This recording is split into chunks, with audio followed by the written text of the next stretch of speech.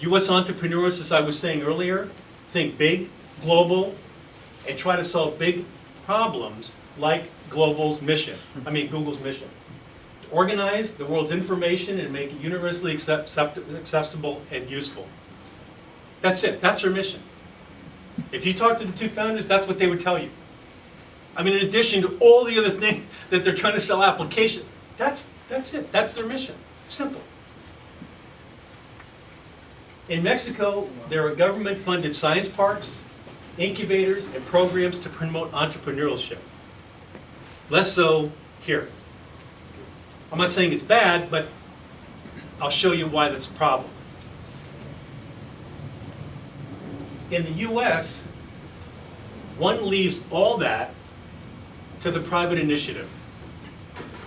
If a garage or an unused bedroom is enough for you to get started in your business, then why go and take up rent and residency at a science park? It's unnecessary. Low overhead. If you have to see people, have a meeting office that you go to.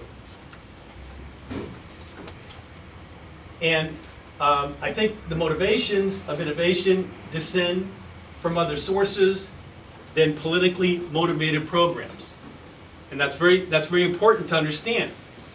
Now, TechBA is unusual because somehow TechBA had the bright idea to keep the government out of the real day-to-day management, and I look at this as sort of a science park incubator, and it's a real testament to Jorge and his staff here. Because there's not many like that. Okay, if you go into a science park, like you go into Paris Market Development, you have meetings every week with a coach. Coach goes over this stuff. The coach is a bureaucrat. Doesn't know anything about technology. I mean, if it wasn't illegal, you have to kill him. You would. You get arrested, but you just have to kill them because they're nice people. But why are they telling me about my business? They've never had to raise money. They never had to work these kind of long hours, and they never developed anything creative in their life. So why they give me advice? Even the U.S. government is not completely hands-off. To show you, MIT, for example, receives a big part of the research funds from federal entities. So if you're taking up residency at MIT in Boston, the government's very heavy because a lot of the military programs come out of there. A lot of the military technology comes out of there. Americans are higher willingness to take risk, and well-organized investments for early-stage companies, angels and VCs, is very plentiful here. They're willing to take risk if they think it's a good idea. Any questions so far from it? This is just general background on what's happening. Some of this you might have known, some of this you might not, or maybe it's just said in a different way. Okay so far? Yeah? Okay.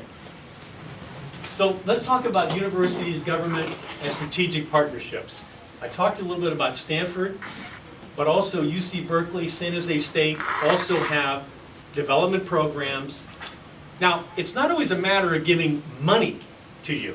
Sometimes it's a matter of giving a resource, which can be better than money. Guess what? If I can go into Stanford and I can tap some of their PhD, CS degree people, why not? Part of this partnership that we're having with France, with Stanford, involves companies coming over on a mission and be able to get in front of the advisors from the engineering department and from front of companies where you have parallel technology and parallel interests. So they've got a great guy over there who's a genius on the web. He knows more stuff that's going on. He can tell you what's going to happen 10 years from now. Guy has not been wrong once. Seriously.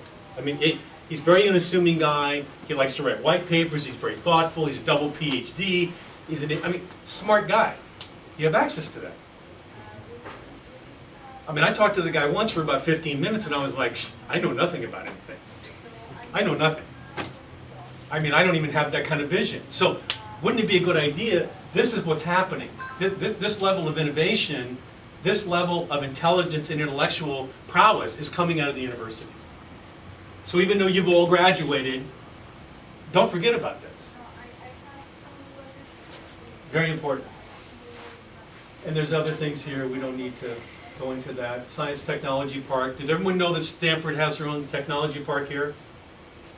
Yeah, they have their own technology park on their campus. And one of the companies that they're doing is I think you guys have heard of what's a smart car company, Nikolai? Tesla. Tesla. They're incubated, and they're going to start their manufacturing on the Stanford campus. It was a big boom. Everybody talked about that. That was like, ooh, what's happening? Well, okay, when you talk to Tesla, and you talk to the people, Martin Everhart, these people, why did they do that? So, well, Martin, what, all these places, all these cities wanted you. They were throwing you guys money, give you tax credits, financial money. They said, why? Does everybody know why? Because of the engineers that are there. Because of the engineers. That's it. Okay, so what's kind of the best path? All these universities offer online programs. You should see what's going on. They're free. You should see what they're doing in the engineering department. Funding is limited. Local government support is not robust. Don't take that. The best path is funding through introductions to the top 25 VCs and the 50 angels. So the 9 commandments for marketing your high-tech company in the United States is try not to be everywhere.